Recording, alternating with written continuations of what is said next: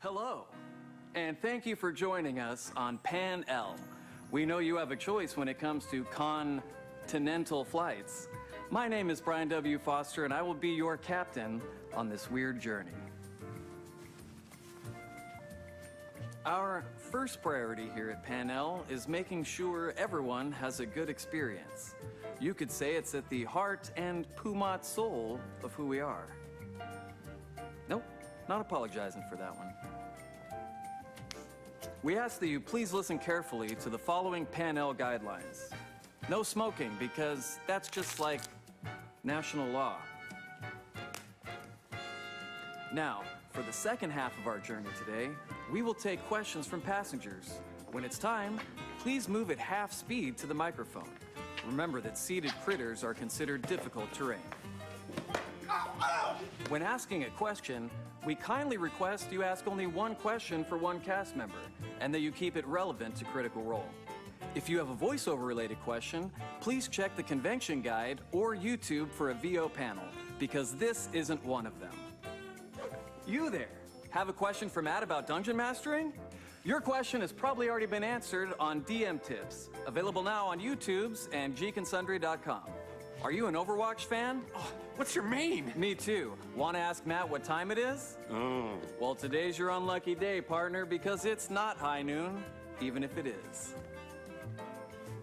It's possible the cast has already answered your question on Vox Machina, our Critical Role talk show on Tuesday nights. Catch up anytime with a Twitch or Alpha subscription. We know our frequent flyers can be generous. However, bringing gifts aboard can be problematic.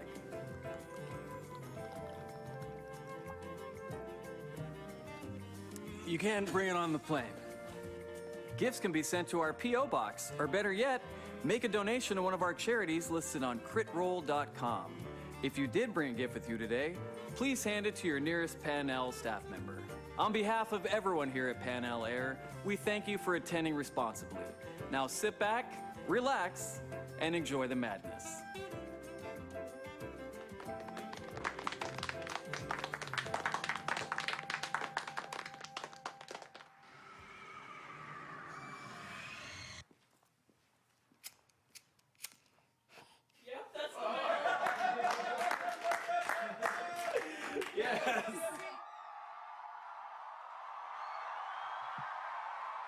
Hello? Hello? How is everybody? Making sure I did my fly this time. Is everybody having a good con so far? Wow, there's a lot of people. I'm gonna go hide over here for a second. Well, that video pretty much went over everything that you guys need to know for the panel. Should I bring out everybody? Just before we do that, there is microphones for the Q&A are located where that person is pointing. I can't see anything because it's pitch black out there, but yeah, somebody will direct you when it's time to ask questions. Without further ado, I would like to introduce the cast. What's the name of the show? Critical Role. Travis Willingham.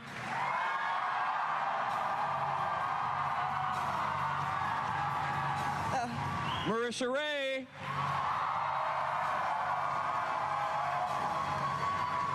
Taliesin Jaffe. Sam Riegel.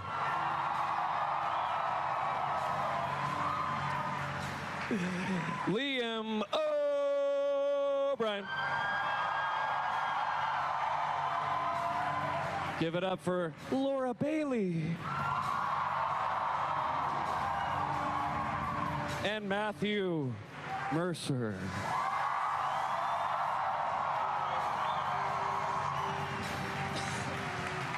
Yay. Don't sit on your mics unless you feel like it. How's everyone doing? Good night, Brian. Good night. How's everyone feeling? How's everyone doing? We are conscious. Wide awake. Kinda. I can confirm awakeness, and that's all.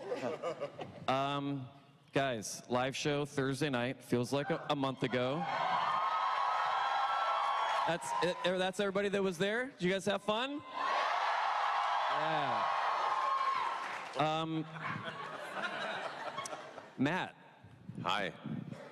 I saw you and Max before the trip packing a lot of different Dwarven Forge setups. And I saw them all set up perfectly backstage. And then there was no combat in the episode, which happens. That's part of the nature of the game. Yeah, how was that? Were you anticipating everything kind of playing out the way it did, or was it weird for you that it didn't end up getting into any nitty-gritty combat stuff? It's not weird. I'm used to the process of, spending hours preparing certain elements of our game and then getting to put it all back into the shelf. Was it okay? Was it Travis's fault? It was nobody's fault. But it was Travis' Specifically. I was trying to return some flirtations. What do you expect me to do? That. Yeah. Oh, yeah, yeah. That. Hey, speaking of Travis and Laura, this is your first trip with the baby, right? This is the first, It is. trip that you've done? He's backstage right now. Yeah, he's just right over there. Yeah, stop being so damn loud. How's it been traveling with him? Because he's let's see, 12 weeks? 14. 14. That's what I said. Yeah. How's it been? I was so pregnant in that video we shot. Yeah. Oh my God. No, he's been great. Yeah, he's been really good. We were terrified to fly from LA to New York, and he was actually just the littlest angel. I mean, he really was. Yeah, no, he was really sweet. It went really well. And then this lady that was across the aisle when we landed said, "How old is he?" We said, "Oh, a little over 3 months." And she said, "Travel now." Oh, yeah. Once they can walk, it all changes. Yeah, so if you hear a baby crying during the panel, it's, sorry. What time are you going to pack him up with all the Dwarven Forge? Or... If we ever get to him, then lucky, but if not, it's understandable. Got a custom little pelican case for our baby. Oh, that's amazing. And illegal. Marisha's production self loved that joke. Hey, guys, in an orderly fashion, you can start lining up for questions. We want to get to Where? any... There are no mics? Oh no, there are. Oh, okay. It's more of a void than normal. I feel like I'm. I know, it's really... Yeah, it's very... Oh, there we go. There's This is the- look at that! Okay, yeah, so... This is the continuation Follow the of light. Sleep No More. Someone brought the cantrip. Zone of truth. Yeah, cone of silence. Sam, Yes, Brian. this year we got to see 2 outfits on top of each other, on top of God knows what. God knows what else was There was a third outfit, but that was for Liam's eyes only.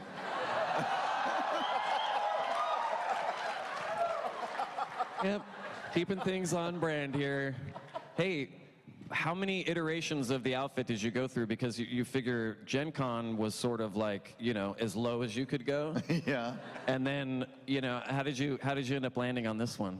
Well, I knew we were going to be in Washington Heights for the live show, so I wanted to do a little hat tip to Lin-Manuel and Hamilton. And then I knew we were sailing the ocean blue, so I knew that I had to look like a buffoon. Yeah, that's the baseline, is just go for buffoon. Yeah, pretty much. All right, well, let's see who's up first. Go ahead, over there. What's your name? Hi, I'm Holly. Hey, Holly. My question is Campaign 1. You guys started with Pathfinder, which meant that the gunslinger was a class. So was Percy always supposed to be the inventor of gun, or was that something that came over when you changed from Pathfinder to 5e? He was always the inventor. That was the idea, yeah. When we had made the character in the world of Exandria, we had pretty much come up with the idea that maybe black powder existed in the world in small modicum, but firearms had never been invented, and his character arc wanted to be like the first to introduce that to the world, for better or worse. So, Yeah, so all the you were classes- treating Pathfinder like classic D&D at the time, and I kind of Yeah. wanted to be a little weird, so. Yeah, it worked out well. No surprise there. Good question. Yeah. By the way, the baby is super Really is crying crying. right I can hear him. I mean, he hates the sound of my voice, let's be honest. now. We should get him a mic, though. Yeah. We'll run one over there. Who's over here? What's your name? Hey, my name's Mike. My question's for Taliesin. Is how would you define the morality of Caduceus? And when you were skittish before the boat jacking, was that something planned or is that something spontaneous? Be honest. Boat jacking. Be honest. Wow. A fan asked, you can't lie. That's such a good question. I've been trying to like nail that down properly. Have you ever read any of those articles of children raised by wolves? And what I think he's more of a child raised by a carnivorous plant. So it's a very patient morality that definitely has well, a respect for life and also a respect for the fact that everything is food. And that being food is a pretty reasonable thing to be and is okay. Yeah, in the boat, the nearly drowning kind of threw him for a loop in the sewers of the city, and there was no recovery for that. And then it was jumping into the ocean for a second time, and then there were things in the, yeah, that was just bad. That was a bit of a nervous breakdown. I love that it sounds like we've all been yelling at a basketball game for 7 hours. So I don't know what We all have Steve Bloom voice. I don't know what you're talking about. I can do bass voice, maybe, yeah. I'll just talk like this for the rest of the... This is the only thing I have left now. Man, you just listen to him read the encyclopedia like that all day. Good question. Who's this? Hi, my name's Elise. My question's... Yasha. My question's for Marisha. Oh, hello. Of all the people that Beau has flirted with, who do you think she would, like, get overwhelmed if they flirted back? Yasha.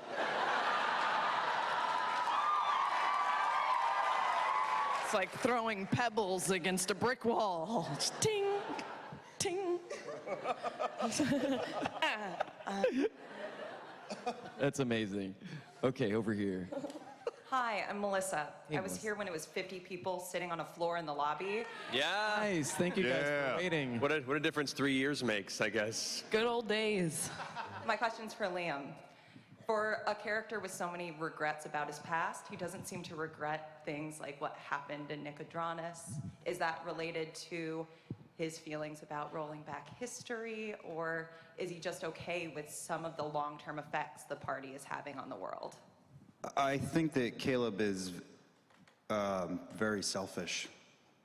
And his past affects him deeply. So while I don't think he's like an evil supervillain, he's really just trying to fix himself and is not caring about everyone along the way. And again, I've said this before, but he likes to do good things when he can, and it's easy, and it doesn't slow down when he wants to do. But so like his folks, and then these people, and then everybody else, we'll see. But you love everybody, right?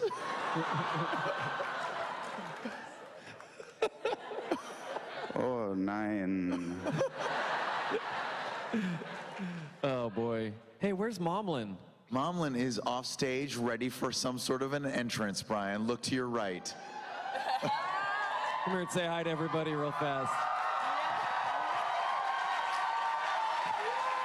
That's my mom, everybody. You look so wonderful, as usual. Say hi to everyone. Hello, everyone. I'm so happy to be here and see all of you. Do you have anything that you want to ask any of these people that play professional games with your son? Or do you want to tell them anything about Sam that they don't know? There's nobody else here. You can just... What's something Sam did as a child that you still think about all the time and you just go like, why? Should I talk about your reading? I don't know what that is. He doesn't know how to read. Sam, I'm going to tell you 2 quick things. First of all, he was the nerd from day one. And when he was touring in Les Mis for a year, he went to, as Gavroche, he was 10.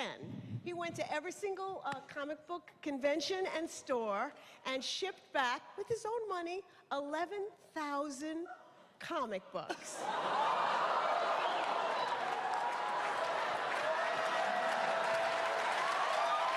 I'm not a nerd. I'm a regular person. The 11,000 comic books is a fact that we all learned for the first time a couple of days ago. Yes. You lied to us, Sam. You're all geeks. I'm regular. I lived with him a lot longer than he did, so I remember. I still have boxes in there. You like, Rue? Wow. Oh my God, there's my face. Oh yeah, there's the big head It's Sam. your emote. Isn't that great? What's happening right now? Terrifying. This is the worst episode of This Is Your Life. This is the best. This is the best. It's just another room in Sleep No More, specially crafted for you, Sam. One thing about being momlin, I'm the only mom in the world where people come up and ask to see pictures of my children. Thank you. Thank you so much. Love you. If you see Momlin, take a picture with her later. Okay, let's go this way. What's your name? Hi, I'm Jess. You look amazing. Thank you.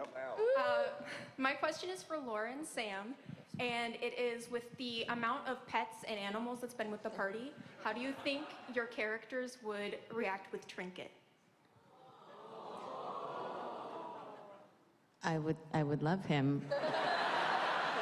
I would love him as any character. Who wouldn't?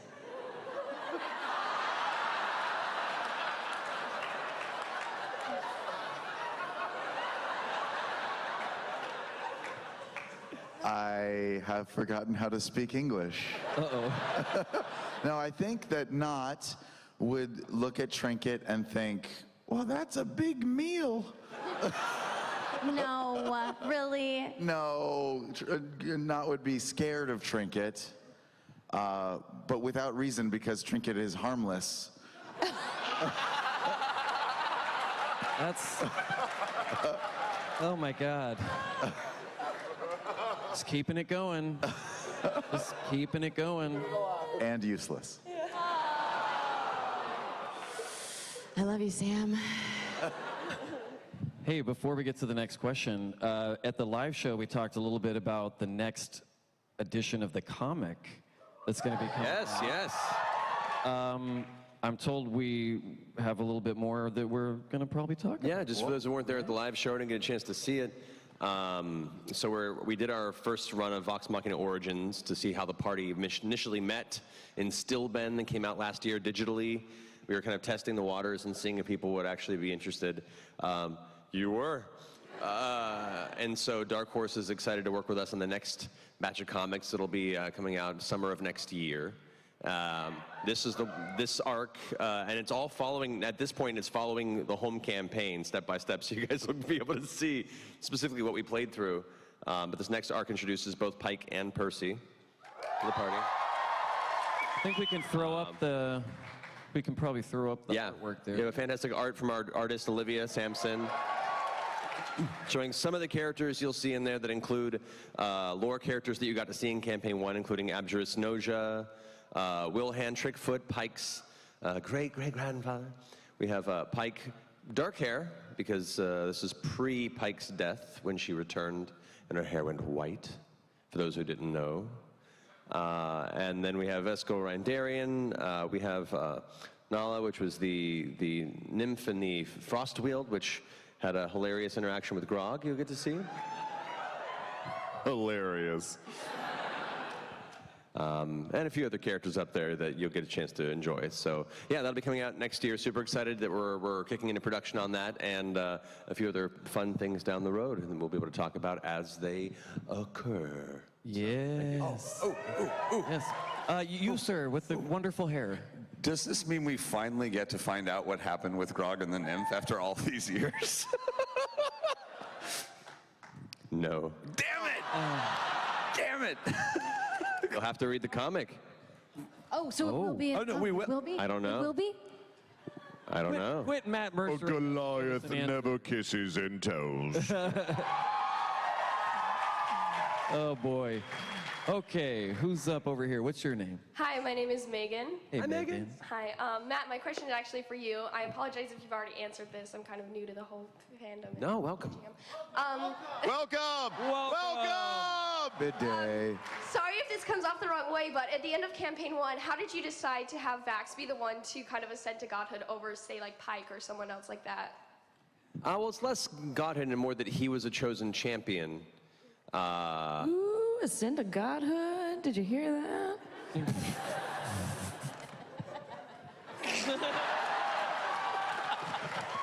Without going into too much detail, just so there isn't too many spoilers for people who maybe haven't finished campaign 1, it had to deal with the nature of the decisions he had made as a character, and specifically the deity that he had aligned himself with, and the nature of the deal and pact that was made for the power that he was granted. So as opposed to just being a cleric or a follower of a deity where it is just kind of a, you know, I worship you, you give me strength, and all is happy. This was not necessarily an altogether positive arrangement in that same degree. And unfortunately, there were consequences of things that were given. Yeah, so that's the best answer I can give to stay somewhat vague for those who haven't finished campaign 1.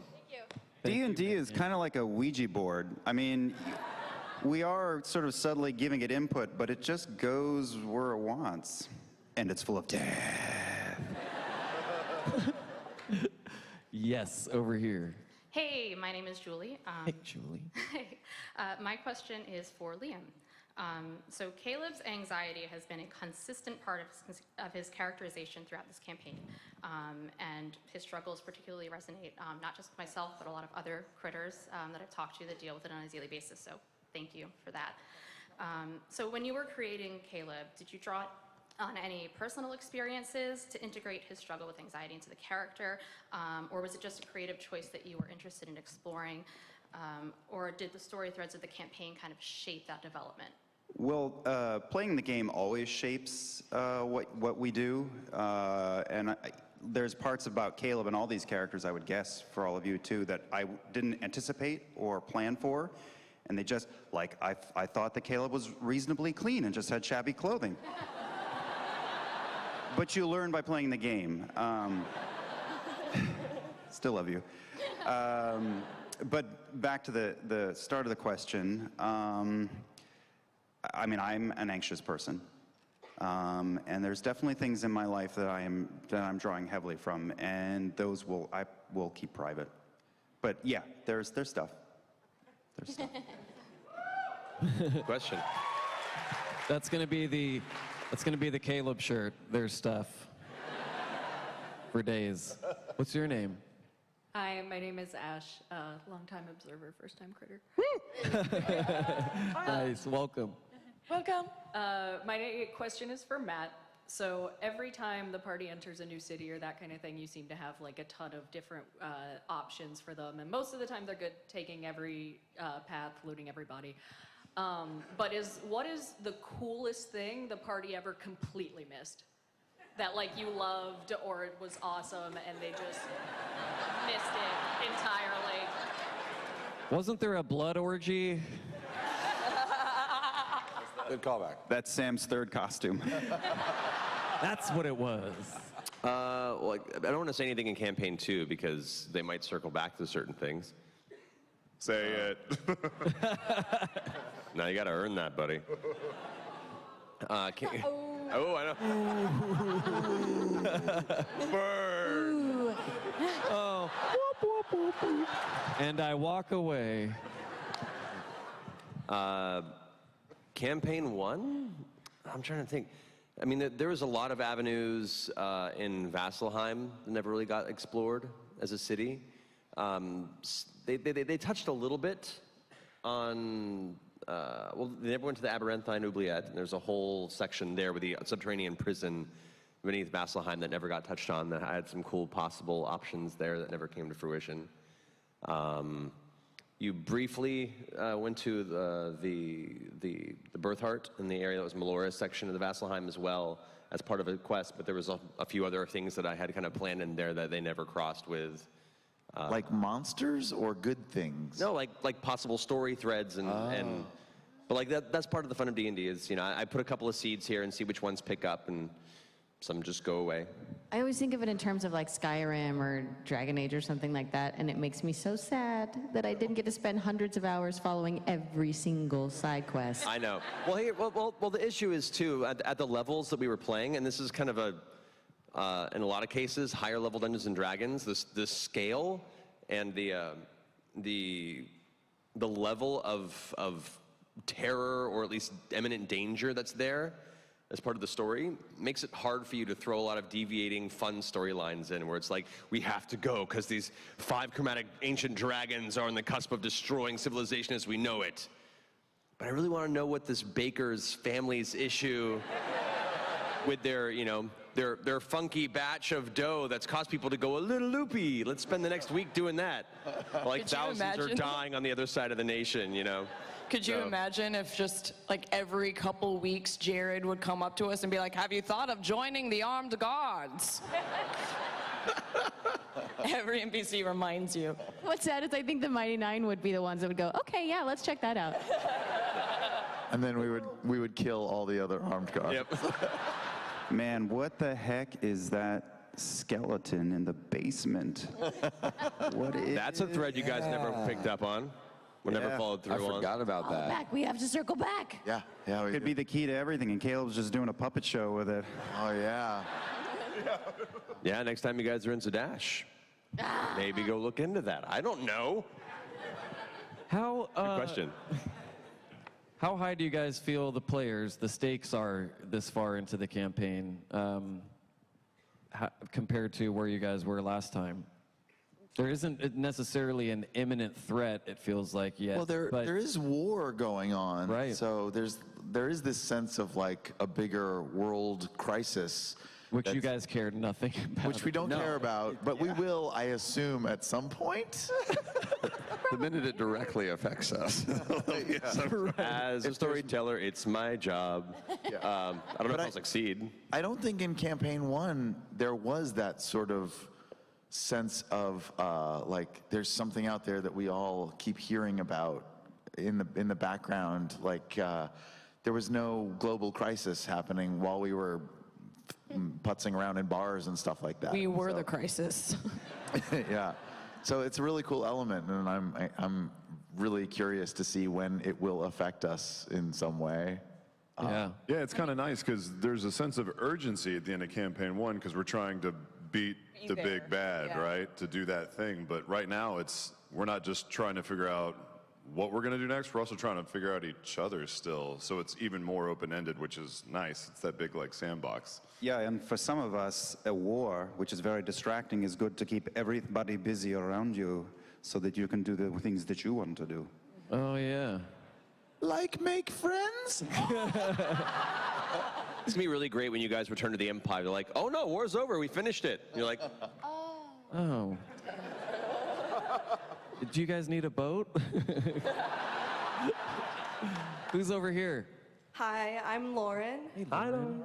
I was wondering, and this is for anyone who wants to answer, what have you learned from your characters? Like just for yourselves. so what have you personally learned about yourself by playing these characters? Mighty Nein or Vox Machina, or pick one? I am not as smooth a talker as I thought I was.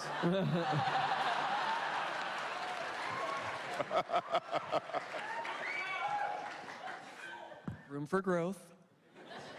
I've talked before in other panels about how Keyleth taught me to be more empathetic.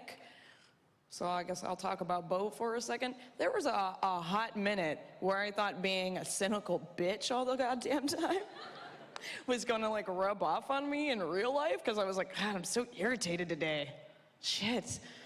And then that kind of taught me that, oh no, that is still separate, and I can still step away from stuff like that and, yeah, come out better on the other end. I am forced to find my zen at 6:45 p.m. every Thursday, whether I want to or not. I'm learning to do that. Ow. I don't know if I've learned too much, deep personal stuff from this, but just playing as a character with an extremely low charisma has just sort of forced me to do other things. I rely a lot in life on my wink and smile sort of approach to life, and because I'm not very good at most things, but I have really nice dimples. That's a kid-friendly way of saying he slept his way to the top. But playing as a low charisma character has forced me to think about, being good at things and not just lucking into them. It's a real struggle, guys.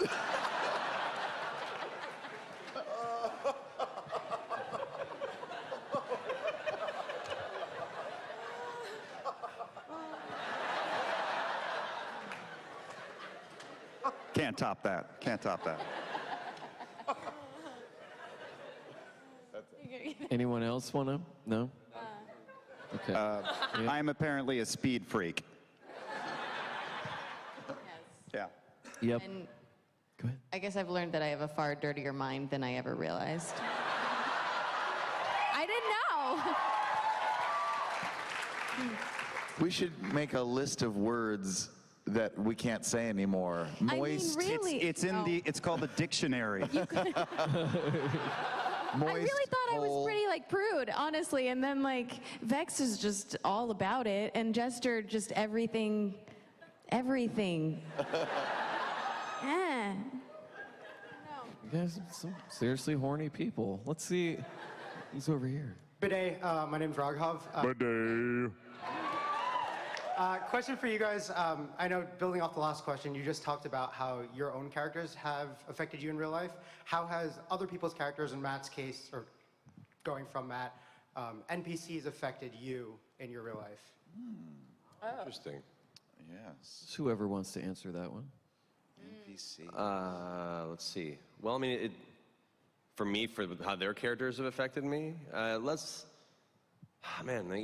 each facet for me, just as a storyteller, has taught me so much about how intricate and how each character, no matter how heroic, no matter how destitute, no matter how dark they may seem, has deep facets of every color brimming beneath. And even a character, no offense, Grog, who can look at the surface to be a very, dumb brute. That's such a classic archetype. But we got to live with them for a number of episodes and learn that there's so much more below that, and there's so much more color in there. So it's given me a chance to think a lot about how to build character and develop it. As far as these people, this game has taught me that I have a lot more people in my life that I'd take a bullet for than I thought I did previously. So that's good. Yeah, and that's important when you're around Brian, because there are a lot of guns and people trying to shoot him. I learned from the design of Orly the turtle.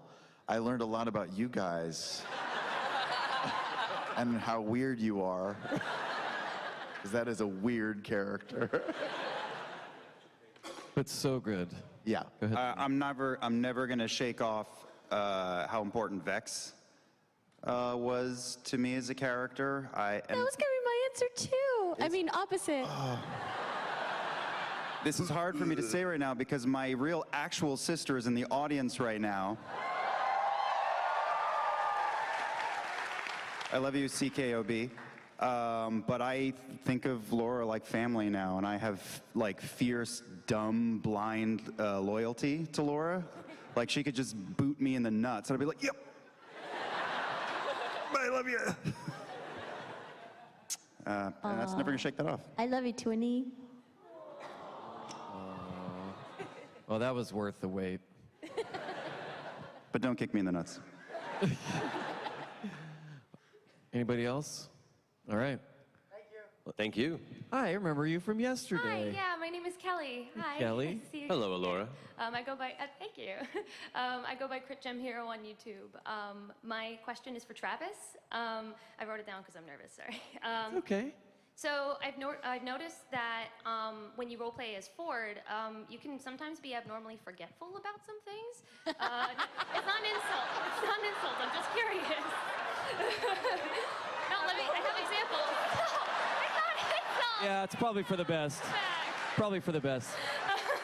No, I find it interesting. It's not you. It's Ford, I think specifically. Maybe it's you. I don't know. He just had a baby. You're such a good role player, Travis. You're the best.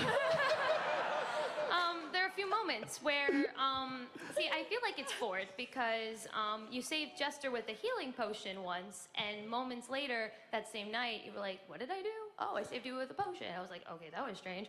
But then you also forgot why not. She didn't know how to swim. Man, she has got all the receipts. Yeah. No, okay. She rolls out a whiteboard. It's got a flow chart. Just turn. All right, I'll skip all the examples. Turn the knife. Turn the knife as quick as you can. No. Okay. Okay. Is this a way that you're role playing an aspect of Ford? This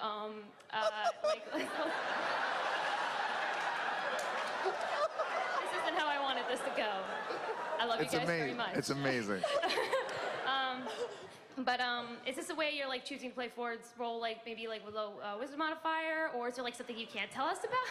I'm not trying to be funny, but all right, I'll accept the laughter. I'm hilarious. Nope.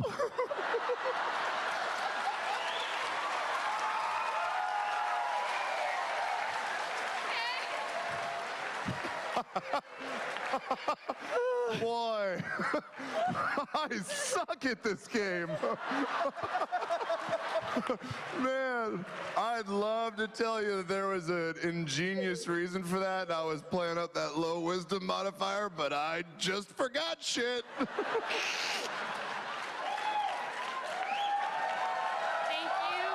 Thank you. Thank you for paying attention. Thank you for remembering for me. Oh my God. Travis, why don't you guys exchange numbers and then she can text you during the show and be like, don't forget. I need a D&D assistant. Clearly, I'm walking around without my shoes tied. Like, oh no. Oh, Sam, by the way, you know that D&D Beyond special effects short that you did? Oh, yeah. And that one fan made the video that they did all the really amazing effects on it? Yes. That was her. That was the her. Alora. Kelly. I think I met her yesterday. Amazing. Yeah, she is an incredible video editor. Yeah. She's got the mad video editing skills. Thank you for that. It was pretty cool.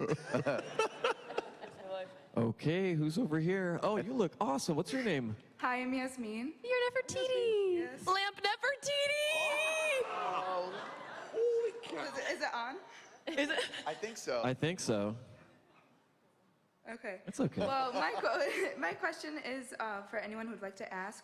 We've seen many different spiritual weapons, as you see. What would your in real life spiritual weapon be? Oh, interesting. Ooh. By the way, amazing costume, and it's so weird that so this wonderful. piece of furniture we found in the theater Downstairs in the basement of is the. now being cosplayed. Just going on my own self-centered theme, I think my spiritual weapon would just be me, like a version of me that I use to hit things. Yeah. Maybe mine would just be a golden therapist on a chain.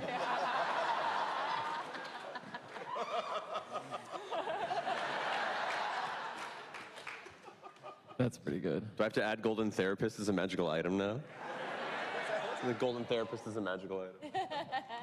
I've always been excited by the notion of like hitting someone over the head with a very expensive guitar. Oh. There was some classical character that had a guitar. I just like the notion of just hitting somebody and hearing that really loudly. I think that would be very pleasing. Spiritual El Kabong. Yeah, El Kabong, thank you. Kabong. Yeah. Well, yeah, mine would be Taliesin's soul. Because it's unbreakable.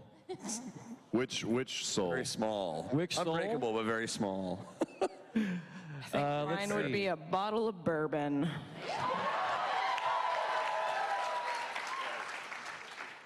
very Respect. Matt, were you gonna say something? I was just thinking, like, if there's something, if I'm gonna summon a spiritual weapon that'll be able to hit something and do more damage than I could do myself, it'd probably just be like a spiritual version of Marisha. Yeah. Like she's the fighter of the two of us. So I'd be like, just go get him. Yeah. Like an inflatable. Yeah. Shit. I broke my chair with my inflatable. Look, it's my. You do that flail, but I've seen you walk towards someone with intent, and it is not okay. There's just... Look, I really did break it. I'm so pathetic.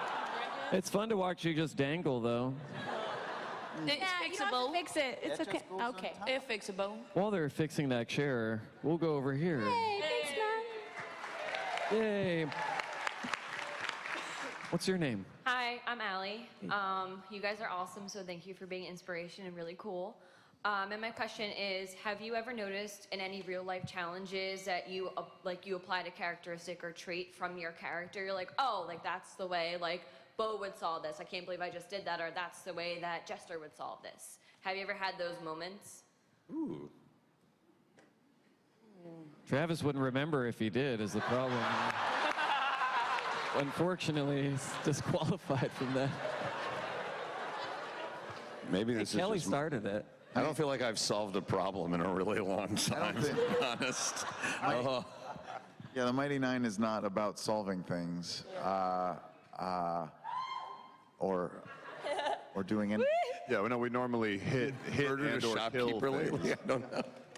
I mean, you draw. Suddenly a You bachelorette draw party. dicks on a lot of What? things.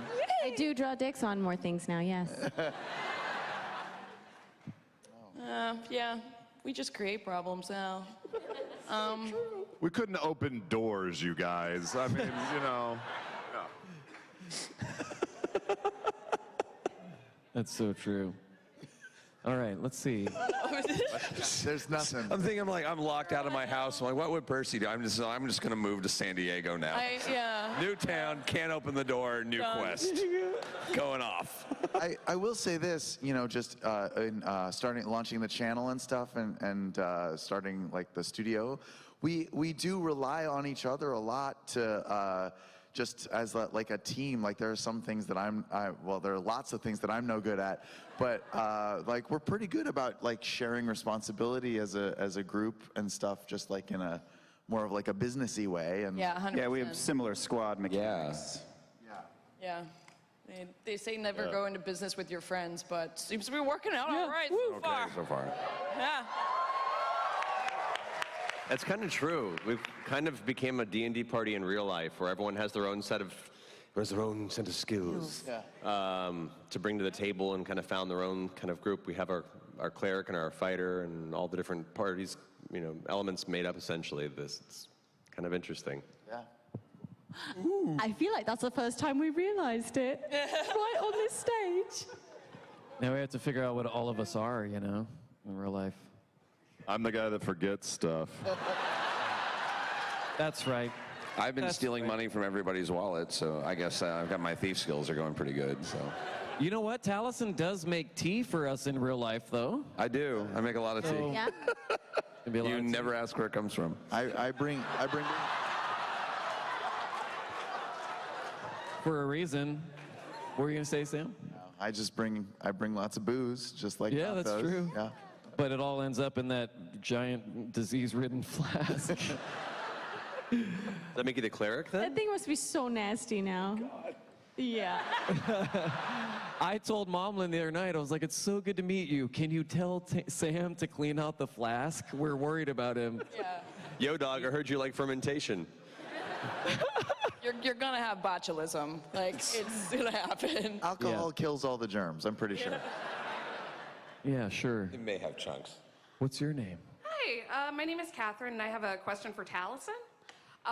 So in an earlier episode, the Nine were in the zone of truth and asking each other questions, and Jester asked Molly if there was anyone in the group he found super attractive. Since Molly's dead now, could you tell us who he was talking about? Hashtag spoiler alert. Okay, so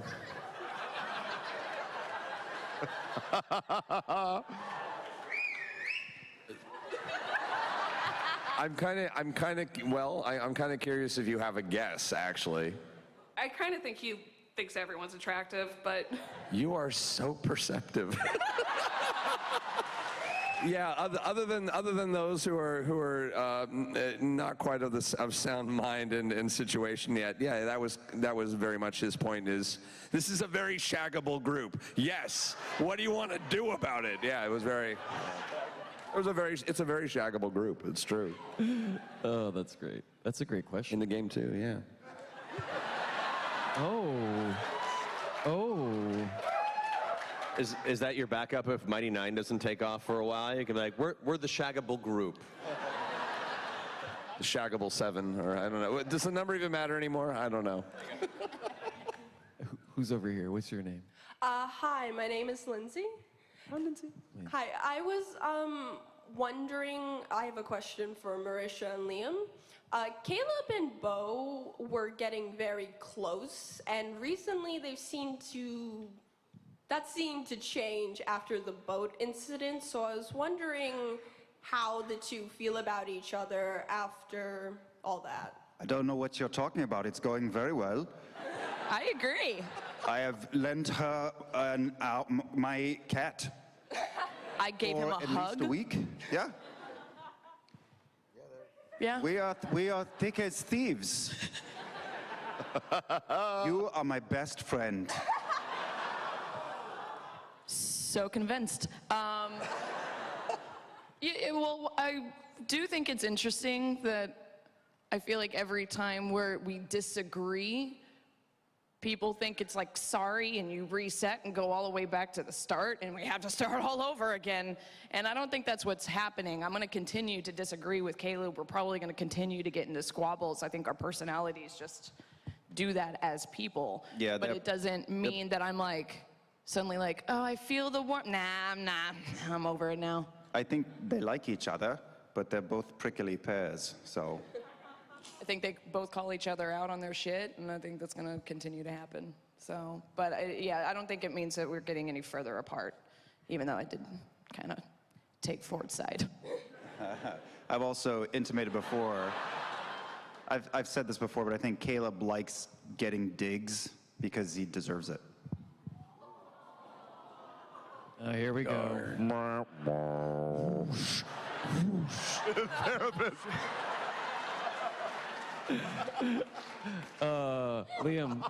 Liam, say cuttlefish. Huh? Thank you. Great question, thank you. Who's over here? Hi, my name's Riv. Hey, Riv. Hello. Sam, nice shirt. Thank you.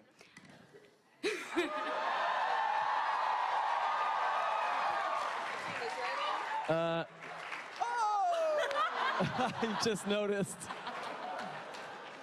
Oh my gosh. Still to this day, the best photograph I've ever taken. Oh, yeah. Yeah, that was me. You're welcome, everyone. What's your question? Was that a Hawaiian party? What was that? That was Mary Elizabeth McGlynn's birthday party. That's right. And they did a Hawaiian theme, and it ended with a proposal. You know, I've known Sam's mom for a number of years, but when we arrived for the live show, I hadn't seen her in a while, down in the green room, and the first words out of her mouth was, "Oh, I feel like you're my son-in-law now." And I know that's because she's watching our content. Yep. What was your question? Okay, so in the last episode, you spent a lot of time on a ship surrounded by guns. So why no Hamilton reference? Oh, that's a good point. Because Travis forgot. Oh, Laura. Oh, no. She gave us the best gift. I think I can tell you exactly and ships. Why. And so the I think I speak for all of us when I say that maybe if that was back at our home studio, we probably would have been chock filled with Hamilton references. Yeah. But when we walk out on that stage and there's 3,000 people screaming at you and the nerves and the energy hits you, your brain is doing this. Yeah. So, now, do a sex scene. With Mercer. Yeah.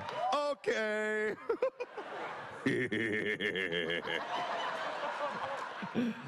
That was a great question. Can't say no to this. Thank you. Thank you very much. Nope. Okay, who's up? It's Captain America. What's your name? Well, I mean, we know your name, but what's your real name? Hi, my name's Adam. Hey, Adam. And I just wanted to briefly say that I got my cancer diagnosis the same week you guys started streaming on Twitch. And those Thursday nights got me through a lot of really hard times. So, yeah. So anyway, I just wanted to get that out before I ask my question.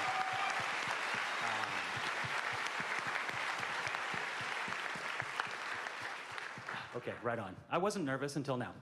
It's okay. Don't worry about it. I'm just wondering, I don't know whether it's Matt or Marisha who makes these decisions, but do you guys get together as a group when you're trying to decide who's going to do a fill-in character, like when you have Will or Mary McGlynn or somebody like that come on? Who makes those decisions? It's kind of a spread of all of us. Like we discuss, because we have had a lot of people that have inquired about guesting on the show, but we want to make sure that everybody that comes on is coming on for the right reasons. We want them to be people that we know well enough, or at least have had enough comfortable interactions with, that they're legitimately excited to play the game and not just trying to do like a self-promotional push. There's a lot of that we found, where people are like, hey, that show's got people watching it. I'd love to come on, and like, no. So we talk about it. We shoot in text thread, or we'll talk together, and we're like, what do you think about this person coming on as guest? And like, yeah, like, No, I hate them, no. And so it's kind of a group vetting situation. We want to make sure that everyone's comfortable with anybody who's going to come into what is a very personal space for us and play. Thankfully, we actually have a lot of really great, positive people that we've been able to bring on the show, and more to come in the near future. So, but yeah, it's something we all decide on together. Awesome. Good question. Thank you. Love you. Thank you so much for hanging in there. What's up? Good morning, everyone. My name is Brian. Hello, Brian. I or Y, sir? Why? Cool. What's your question? My question's for Travis. What are some of your favorite Warlock invocations? Either ones that you have now or plan to gain in the future? I forget.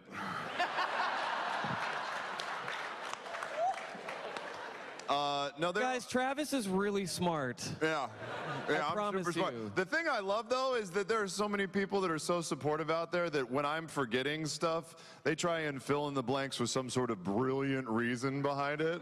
Like, he's just playing up his wisdom. I love you. That's not true. Invocations, the list is actually so long that I only look at it when we like try to level up, but there are some around like the 7th level, I think, that are looking pretty interesting. Are they all attacky sort of things, or do they? Not always, no. Sometimes they're like area-based things, or they'll push or pull an opponent. The Accursed Spectre was pretty cool, but we've only used it once, so yeah. There's more. Is the tentacle thing a spell that you chose, or was that an invocation? It's a spell, yeah. Okay. Yeah. Although, yeah, Tentacle thing. you're talking about the Arms of, or Hunger of Hadar.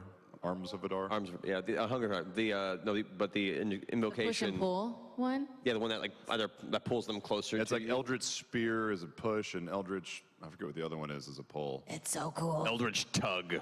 Yeah. I don't think that's it. Yeah. That's something that Taliesin taught you. Yeah. That one's different, but I have seen the spell card, and it looks wonderful. It was a rough night, man. Okay. Good question, Brian. Brian. How you pronounce that with the Y? Yes, over here. What's your name? I'm Jacob. This is for Travis. No, this is not about your memory. Not yet. But with in the recent episodes, Ford has said that he sees himself as a good character.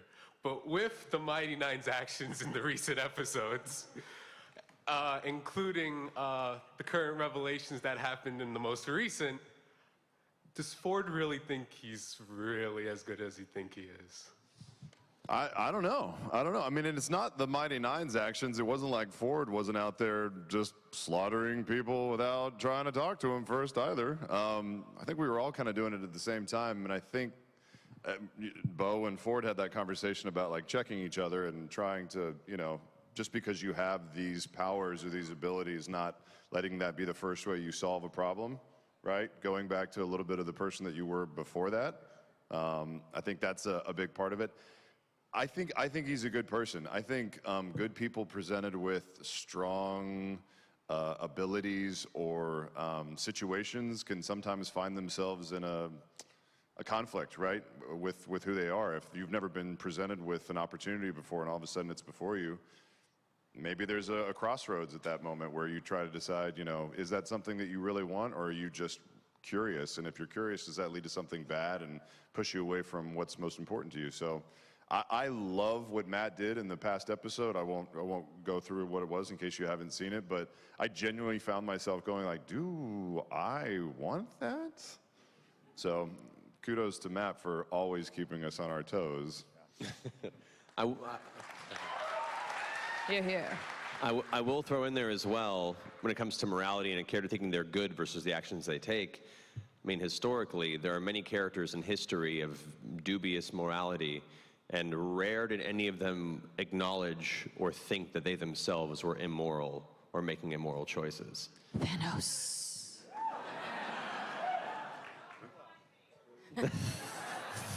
Yeah, true enough. But no, good question. Yeah, good question. Thanks, man. Thank you. So this will be the last question. It will? Thank you, person I don't know. Go ahead. But I do want to say hi to the amazing Trinket behind you, though. Oh, yes. I love you. Hi, I'm Dan Bidet. Bidet. So one aspect I loved in the first campaign was the occasional times you all would decide to battle royale and beat the living crap out of each other. I also loved how you guys would go into that very much with plans, like plane shifting Grog, or hiding his Vax, or Terry just running away. Obviously, we're a little early in that at this point, but do you have plans how you take each other out at this point? Yeah. Is anyone thinking ahead towards a battle royale against each other? The Batman scenario. Like Batman, yeah, totally. got something for everybody. I'm sure Caleb has thought about killing us all multiple times.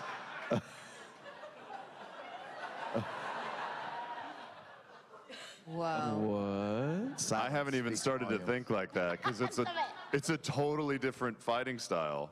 Like Grog would just run in and be like, "Hi, give me a hug, bam!" But now I'm like, "I gotta be over here."